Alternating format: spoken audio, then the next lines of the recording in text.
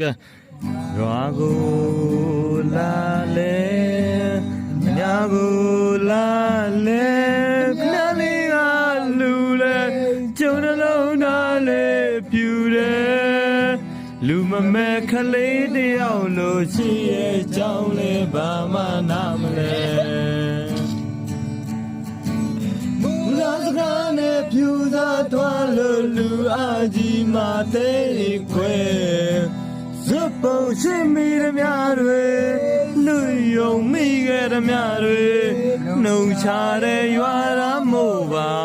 ယုံပါတဲ့ခမပြောတဲ့စကားတွေညာတွေကဘူပါလေဗျာကျုံရင်ဝင်ပဲပဲဆန်းကပူပူလို့လိုက်တာဘာကြောင့်ပါလဲ